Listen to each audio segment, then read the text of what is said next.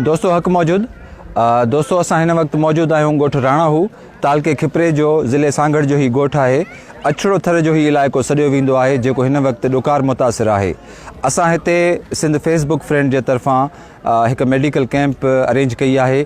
Medical camp खां सवाइ असां हिते जेके मुस्तहिक़ माण्हू आहिनि उन्हनि में ख़ुराक जूं शयूं ऐं गरम कपिड़नि जी तक़सीम बि करणु आया आहियूं। सुबुह खां हिते मेडिकल कैंप हली रही आहे। तक़रीबन 250-300 माण्हुनि जी OPD ते थी आहे। 4 डॉक्टर्स असां वटि आहिनि जेके माण्हुनि जी चकास कनि पिया ऐं जेके माण्हू बीमारियुनि में मुब्तला आहिनि उन्हनि खे मुफ़्त दवाऊं ॾियनि पिया। दवाउनि खां सवाइ असां कोशिशि कयूं पिया त जेके मुस्तहिक़ माण्हू आहिनि उन्हनि खे असां राशन बि ॾियूं त जीअं हिन ॾुकार जी कैफ़ियत में असां जेकॾहिं हुननि जी थोरी घणी मदद करे सघूं था त असां कयूं। हीअ इलाइक़ा तमामु घणा ॾुतड़ियल आहिनि ऐं हितां जी ज़िंदगी शहर जी ज़िंदगी खां बिल्कुलु मुख़्तलिफ़ आहे। हिते ॾाढियूं ॾुखियायूं आहिनि, माण्हुनि खे ॾाढियूं परेशानियूं आहिनि। हिन वक़्तु हिते मेडिकल कैंप जारी आहे ऐं मायुनि जी चकास अदी ज़ुबैदा जूणे जो ऐं डॉक्टर मारवी पले जो करे रहियूं आहिनि। हिन वक़्तु अछड़े थर जे तक़रीबन 8-9 ॻोठनि जा मरीज़ आउं ॾिसी चुकी आहियां जेके अचनि पिया। 8-9 ॻोठनि जा मरीज़ आहिनि, राजड़ आहिनि, सम्मा आहिनि, हिंगोरचा आहिनि, मुख़्तलिफ़ आहिनि। हिननि माण्हुनि में, हिननि मायुनि में, हिननि ॿारनि में जेका वधि में वधि आउं जेका ॾिसां पई उहा माल न्यूट्रिशन बि आहे। कुझु के क्रॉनिक डिज़ीज़िस आहिनि, हाइपरटेंशन आहे ऐं डायबिटीज़ आहे, कुझु माण्हुनि में आहे, या अखि जा ऐं चमड़ी जा हिननि में बि मसाला घणा आहिनि त उन जूं कुझु डिज़ीज़ हलनि पियूं। कुझु माण्हुनि खे गाइडनेस जी ज़रूरत आहे त केॾे वञिणो आहे केॾे नाहे वञिणो, पर मोस्टली जेके नंढा ॿार आहिनि उन्हनि में माल न्यूट्रिशन घणी आहे ऐं हिते प्रॉपर इन्हनि खे ज़रूरत आहे मेडिसन जी। असां कोशिशि कयूं पिया त इन्हनि खे गाइड बि कयूं, कुझु ॾियूं बि सही पर इन्हनि खे सम्झायूं बि सही। हिकिड़े ॾींहं जी मेडिकल कैंप जेका खिपरो खां अंदरि ॻोठ आहे राणाहू, रस्तो बि नाहे, रस्तो बि ॾाढो ॾुखियो आहे ऐं हिते पहुचण सां अहसासु थिए थो त जेकर का एमरजेंसी थी, प्रेग्नेंट का पेट वारी औरत आहे त उहा एमरजेंसी में कीअं गायनाकोलॉजिस्ट वटि या हॉस्पिटल कीअं पहुची सघंदी जे ज़रूरत हुजे त। पर हिते काउंसलिंग जी, खाधे खुराक जे सम्झाइण जी वॾी मूंखे महसूसु थियो त वॾी ज़रूरत आहे। ऐं ॿी हिकिड़ी मूंखे सुठी ॻाल्हि लॻी ॾाढी, उहा इहा आहे त हिते गुटको कोन्हे। गुटको सोपारी नशो जेको ठटे ज़िले में तमामु घणो आहे, हिते उहो बिल्कुलु आहे ई न। हिते सिर्फ़ु खाधो खुराक उनजो इस्तेमालु ऐं शऊर जी ज़रूरत आहे, काउंसलिंग जी ज़रूरत आहे। असांखे डिलीवरी थिए त किथे रहूं, सफ़ा मरीज दम में कोन्हे पियो, किथे असीं रहूं। हिकिड़े शहर में आहे का डॉक्टर सुठी जेको को ऑपरेशन करे सघे या को वॾो मसइलो थिए त तव्हांखे न कोन्हे। तव्हां केॾांहुं वेंदा आहियो? पोइ खिपरे रसूं जे खिपरे में हथु कढे त पोइ मीरपुर सां ओड़ो किथे हथु कोन विझे। मीरपुर ख़ासि वञूं पर हा गाॾी आहे जेकर तव्हांजी पंहिंजी घर जी गाॾी न आहे त पोइ तव्हां ॿाहिरि किथां तव्हांखे गाॾी बसि भाड़े ते मिली वेंदी आहे? भाड़े ते मिले थी, महांगी मिले थी। उन टाइम एमरजेंसी में न पैसो हुजे त किथां वठी अचूं। थी त असीं माण्हू थड़ी रहूं, सम्झाऊं त कोन थो कराइजे थो, पैसो कोन्हे त को थो कराइजनि तो एमरजेंसी राते को तो मिले न, इंसान तो मरे जाए तो हैं सुखु कोन्हे न त असां भई बात रो कोन्हे, रोड कोन्हे, सुखु कोन्हे को भई बात रो। हिनमें वेझो डिस्पेंसरी आहे जंहिंमें का डॉक्टर हुजे या का नर्स हुजे? हिते हा हिते अस्पताल ही पई आहे सरकारी। हिनमें आहे को केर कोन्हे नर्स वर्स? केर कोन्हे न डॉक्टर न हुयो कुझु कोन्हे, सभु किंजो कोन्हे डॉक्टर कोन्हे। केतिरा वेझो तव्हां? हा केतिरा ॻोठनि हिन जे राणाऊ ॻोठ जे वेझो? वेझा ॻोठ हिकिड़ो राबला हुआ, राणा हुआ, इहा भूरियो अचरा थियो, इहे 5-6 ॻोठ? 6 कोन मथे 10-15 ॻोठ। 15 ॻोठनि में का बि डिस्पेंसरी कान है, डॉक्टर बि कोन है। अॼु जिते असां कैंप कयूं पिया राणाऊ ॻोठ में, उते उनजे आसपास 10-15 ॻोठ आहिनि, पर इन्हनि 10-15 ॻोठनि में किथे बि सर्विस प्रोवाइडर न आहे। हिन वक़्तु राशन जी तक़सीम थी रही आहे ऐं ही मुख़्तलिफ़ ॻोठनि जा मुस्तहिक़ माण्हू आहिनि जेके राशन वठण जे लाइ हिते पहुता आहिनि। मेडिकल कैंप सुबुह खां जारी हुई ऐं मेडिकल कैंप हिन वक़्तु बि जारी आहे। मेडिकल कैंप सां गॾोगॾु असां कोशिशि कयूं पिया त जेके मुस्तहिक़ ख़ानदान आहिनि उन्हनि में राशन ऐं गरम कपिड़ा ऐं ॿारनि जूं शयूं, ॿारनि जा खीर इहे तक़सीम कयूं। असांजा रज़ाकार डॉक्टर मुलाबख्श ठेबो ऐं सरवर जोखियो हिन वक़्तु राशन विरहाए रहिया आहिनि। हिते माण्हुनि खे घणो करे छाती जूं बीमारियूं आहिनि, तमामु घणी OPD आहे, स्किन जूं बीमारियूं आहिनि ऐं एपिगेस्ट्रिक पेन आहे जनरली माण्हुनि खे तमामु घणो एनेमिक आहे माण्हू आहिनि ऐं रत जी खोट बि आहे माण्हुनि में कुझु ज़हनी बीमारियूं आहिनि जेनेटिकल बीमारियूं आहिनि कुझु चमड़े जूं अहिड़ियूं बीमारियूं आहिनि जेके तमामु पुराणियूं आहिनि जंहिंजी चकास थियणु खपे ऐं तमामु घणा माण्हू आहिनि ऐं तमामु घणा आया आहिनि OPD तक़रीबन 600-700 माण्हू असां ॾिठा आहिनि। हिन वक़्तु मौजूदु आहियूं ॻोठ राणाऊ हिते असां दोस्तनि जी तावन सां मेडिकल कैंप वग़ैरह हई आहे उन खां अलावा जेको आहे राशन वग़ैरह डिस्ट्रीब्यूट कयो ॿारनि जा खाधे पीते जा खुराक वग़ैरह ऐं गरम जेके कोट वग़ैरह जेके जैकेट्स उहे उन खां अलावा मच्छरदानियूं हिते तमामु ॾुकार जहिड़ी हालत आहे असां गवर्नमेंट खां या ॿियनि वॾनि जेके आहिनि सारा माण्हू जेके आहिनि उन्हनि खां अपील कंदासीं त हिते अचनि हिते फैसिलिटीज़ प्रोवाइड कनि त हालत तमामु ख़राबु आहे हिते ॾुकार जी सूरत हाल आहे न रोड आहे न पाणी आहे न रस्ता आहिनि। सभिनी उन्हनि दोस्तनि जो शुक्रिया अदा कंदुसि जिन असांखे हिन नेक कम में हेल्प कई मदद कई जंहिं डोनेशन ॾिना ऐं अहमद सूमरे जो शुक्रिया अदा कयो जंहिं असांखे लाइक़ु सम्झो ऐं पाण सां गॾु हिन सथ में शामिलु कयो। साॻी सूरत हाल ही त थर में असां महसूसु कयूं था साॻी सूरत हाल गॾाप ऐं कोहिस्तान में बि आहे इंशाअल्लाह असांजी उमेद कोशिशि ईंदी त अॻिते विदिन 2 मंथनि में असां कोहिस्तान ॾे मेडिकल कैंप लॻायूं 15-20 ॾींहं अंदरि कोहिस्तान ॾे मेडिकल कैंप लॻायूं ताकी हुते माण्हुनि खे दवाऊं वग़ैरह मुयसरु करे सघूं। तो असां हिते तक़रीबन 400 खां मथे पेशेंट खे ॾिठो आहे जंहिं डॉक्टर मेडिकल कैंप में ॾिठा आहे ऐं उन खां अलावा राशन डिस्ट्रीब्यूट कयो आहे ॿारनि में टॉफ़ियूं बिस्किट वग़ैरह ॾिनो आहे ऐं जैकेट बि ॾिना आहिनि गरम कपिड़ा बि ॾिना आहिनि। हिते यकीन यानी वॾी ॾुख वारी सूरत हाल मूंखे लॻी हिते वॾी ॾुख जेतिरे माल बि हिते बुखियो आहे यानी माल जो चारो बि कोन्हे हिते। मां दोस्तनि खे अपील कंदुसि ऐं हुकूमत खे अपील कंदुसि त हिते माल लाइ बि कुझु कयो वञे कुझु उन लाइ बि टीमूं मोकिलियूं वञनि त इन ग़रीब माण्हुनि जो कुझु थिए। हिते दोस्तो मेडिकल कैंप सां गॾोगॾु राशन जी तक़सीम जारी आहे ऐं राशन खां सवाइ असां सियारे जा गरम कपिड़ा जैकेटूं वग़ैरह तक़सीम कयूं पिया त काफ़ी ॻोठाणा आहिनि जेके मुस्तहिक़ आहिनि मुख़्तलिफ़ ॻोठनि खां आयल उहे हिन कैंप मां मुस्तफ़ीद थींदा। मैंने काफ़ी देखा है कि बीमारियां बच्चों में ख़ास तौर पे खून की कमी है, बड़ों में हेपेटाइटिस C B की रुझान हो रहा है, बहुत ज़्यादा बढ़ रहा है।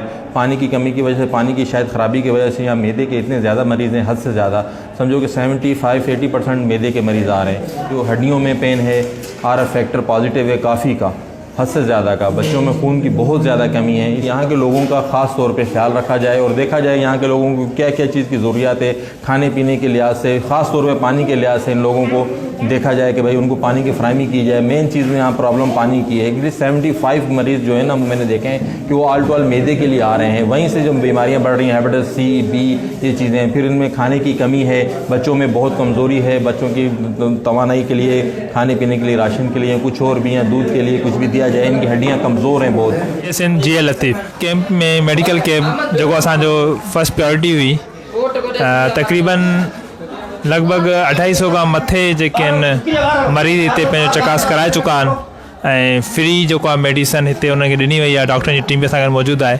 इन गॾोगॾु जेके ग़रीब माण्हू आहिनि जेके मुस्तहिक़ आहिनि उन्हनि लाइ राशन जो बि इंतज़ामु आहे राशन ॾिनो पियो वञे तक़सीम करे रहिया आहिनि दोस्त। असांजी कोशिशि इहा आहे हिन कैंप में त वधि खां वधि उनखे ॾिनो वञे जेको मुस्तहिक़ आहे ऐं अॻिते मौसम सियारे जो आहे सियारो अची रहियो आहे उन हवाले सां असां वटि जैकेट्स वग़ैरह आहिनि नंढे ॿारनि लाइ ऐं वॾनि लाइ बि जैकेट्स आहिनि उहा बि असां ज़रूरत मुताबिक़ विराए रहिया आहियूं। पंहिंजे कम खे बहितरीन तरीक़े सां सर अंजाम ॾिनो आहे वधीक असांजो कमु हली रहियो आहे आख़िरी मरहल में असां आहियूं ऐं ॾाढी ख़ुशी बि थिए त असां पंहिंजे क़ौम जे माण्हुनि लाइ कम पिया अचूं। ही सिंध फेसबुक फ्रेंड जो जेको आहे प्लेटफॉर्म न को सरकारी NGO आहे न ई को जेको आहे कंहिं NGO जे ताउन सां पियो हले न ई पाण को NGO आहे बल्कि ही वॉलंटियर्स जो ग्रुप आहे जेको सोशल मीडिया ते असां हिक ॿिए सां कॉन्टेक्ट में आयासीं।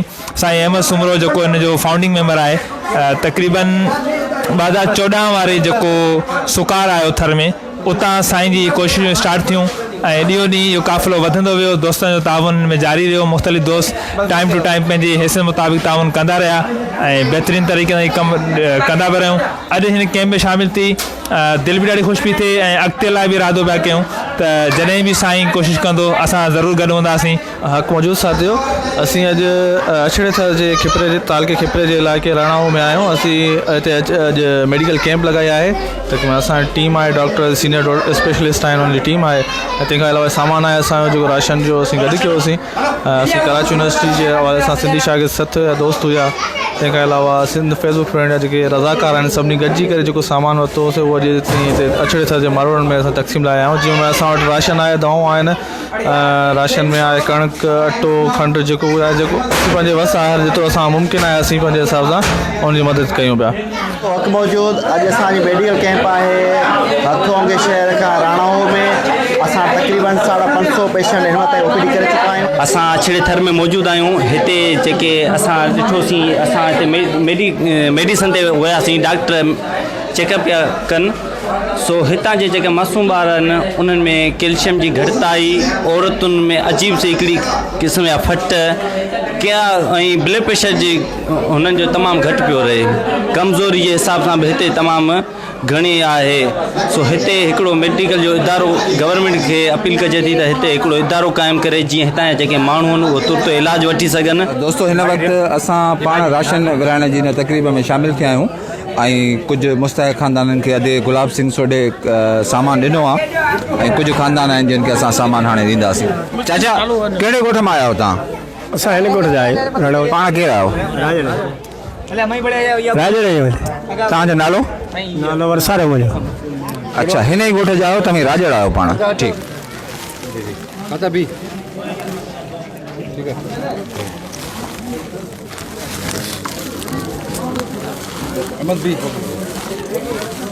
चाचा चाचा सही आहे? सही, मुतमैन आहियो? महिरबानी, मुतमैन आहियो? महिरबानी, महिरबानी साईं, महिरबानी। ही चाचो राजड़ आहे जेको हिन ई ॻोठ जो आहे, राणाऊ ॻोठ जो। तव्हांजो नालो छा आहे? नालो मिठो। मिठू जी? हा। कहिड़े ॻोठ जा आहियो? जूड़ियार तड़। इहो ॻोठ किथे आहे? इहो जापरा खां हेठि। तव्हां केतिरा किलोमीटर परे खां आया आहियो? 9 मीटर किलोमीटर। अच्छा, 8-9 किलोमीटर परे हिननि जो ॻोठ आहे जितां ही आयो आहे चाचो। अच्छा, चाचे खे राशन ॾिजो। तव्हां पंहिंजे हथनि सां ई।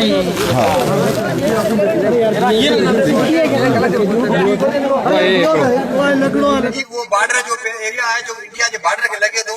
यकीनन इहो न सिर्फ सालन खां सदियुनि खां इहो जेको आहे हिकु डिप्राइव आहे, महरूम आहे, इनजी सार संभाल लई कई वञे।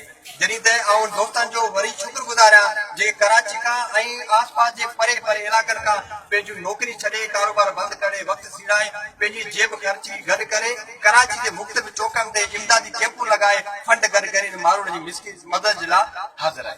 अदा राणाऊ जे सभिनी ॻोठ वासियुनि खे, भर पासे जे सभिनी ॻोठनि वासियुनि खे सलाम, नमस्ते। असां हिते आया आहियूं कराची खां, हैदराबाद खां, इन लाइ तव्हां जेके असांजा ॿाहिरि आहियो, जेके असांजा वतन वासी आहियो, तव्हांजी जेकॾहिं कुझु ख़िदमत करे सघूं था त कयूं। असां का NGO न आहियूं, असां का सरकार न आहियूं। ही जेके दोस्त वॉलंटियर रज़ाकार तव्हां ॾिसो था, हिननि पंहिंजे हणो वणो इहो ख़र्च करे इहे मेडिकल कैंप ऐं राशन ऐं ॿियो जेको सामान आहे सो गॾु कयूं। असांजी इहा कोशिशि आहे त न सिर्फ़ु तव्हांजी ख़िदमत कयूं बल्कि जेके तव्हांजूं हालतूं आहिनि, जेके ज़मीनी हक़ीक़तूं आहिनि, जहिड़ी रीति तव्हां रहो था, जेका ज़िंदगी तव्हां गुज़ारियो था, जंहिं तकलीफ़ुनि में, जंहिं एंजन में तव्हां गुज़ारियो था, असां उहा माण्हुनि खे ॾेखारियूं, दुनिया खे ॾेखारियूं त अछड़े थर जा जेके माण्हू आहिनि, राणाऊ जा जेके माण्हू आहिनि, असोडर जा जेके माण्हू आहिनि, जमनहार जा जेके माण्हू आहिनि, उहे कहिड़ी ज़िंदगी गुज़ारनि पिया। असांजो बुनियादी मक़सदु तव्हांजी ख़िदमत करणु ऐं माण्हुनि ताईं तव्हांजो पैगाम पहुचाइणु आहे त जीअं सॼी सिंध तव्हांजी मदद जे लाइ अॻिते अचे। जेसिताईं पंहिंजो पाण खे सुधारण जी कोशिशि न कंदासीं, जीअं भाउ गुलाब सिंह चयो, तेसिताईं तब्दीली कॾहिं बि कोन ईंदी। तब्दीली तॾहिं ईंदी आहे जेका क़ौम पंहिंजो पाण खे सुधारण जी कोशिशि कंदी आहे। ऐं यादि रखो त तब्दीलीअ जो जेका कुंजी आहे, तब्दीलीअ जो जेको सबबु आहे या जेका शइ तब्दीली आणे सघे थी, सा आहे तालीम। जेकॾहिं तव्हीं पंहिंजे ॿारनि खे तालीम ॾियारियो था, नियाणियुनि खे तालीम ॾियारियो था, यकीनन ॾुखियाई आहे, तव्हां वटि स्कूल मौजूदु न आहिनि, तव्हां वटि कॉलेज मौजूदु न आहिनि, पर जेकॾहिं ॾुखियाईनि में गुलाब सिंह जहिड़ा दोस्त जेके पढ़ी लिखी निकिता आहिनि, उहे ॾिसो था कहिड़ी मंज़िल ते पहुता आहिनि। त तालीम उहा शइ आहे जेका असांखे शऊर ॾींदी, तालीम उहा शइ आहे जेका असांजे मुस्तक़बिल खे बहितर कंदी। असां अॼु हिन महफ़िल में हिन कचहरी में इहो वचन था कयूं त असीं पंहिंजे ॿारनि खे पंहिंजी न्याणियुनि खे पंहिंजे छोकिरनि खे तालीम ॾियारींदासीं ऐं जेतिरे क़दुरु मुमकिन हूंदो उन्हनि जी तालीम जे सिलसिले में सहायता कंदासीं।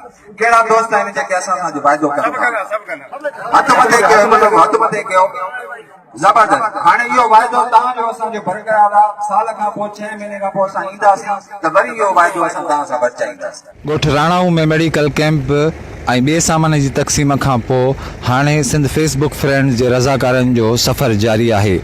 असांजे काफ़िले में कुल 5 गाॾियूं हुयूं, जिन मां 2 गाॾियूं पोइते रहिजी वियूं आहिनि, जिन जे इंतज़ार में असां हिते रस्ते में बीठा आहियूं। थोरी देरि अॻु असां कैंप ख़तमु कई ऐं राणाऊ मां निकिता आहियूं ऐं हितां 1.5-2 कलाकनि जो पंधु आहे खिपरे ताईं।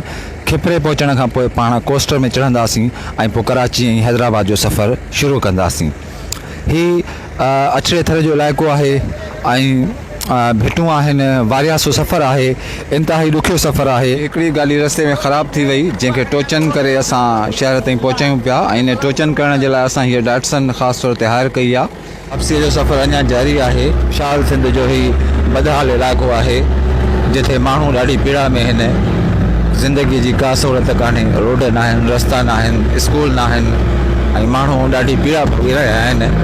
असां जेके वॾनि शहरनि में रहूं था से शायदि हिन ज़िंदगीअ जो तसवुरु नथा करे सघूं, छाकाणि त असां उहे कैफ़ियतूं, उहे हालतूं, उहे पीड़ाऊं न आहिनि ॾिठियूं जेके हितां जा माण्हू भोगीनि था। त हिन वीडियो खे ॾिसंदड़ सभिनी दोस्तनि खे असां अपील कंदासीं त थर, अछड़े थर, काछे, कोहिस्तान ऐं लाड़ जे ॾुखायल माण्हुनि जी वाह रखनि। हिन नंढड़े पैगाम सां गॾु आऊं तव्हां खां मोकिलाईंदुसि ऐं उमेद कयूं था त सिंध फेसबुक फ्रेंड्स जे तरफ़ां वरी कंहिं ॿिए हंधि ईंदड़ कुझु अरसे में को ॿियो फलाही कमु कयो वेंदो। उन्हनि सभिनी दोस्तनि जी महिरबानी जिन असांखे हिन कम में हथु वंडायो ऐं बतौर रज़ाकार असांजो साथ ॾिनो ऐं माली मावनत करे हिन कम जी तकमील में अहम किरदारु अदा कयो।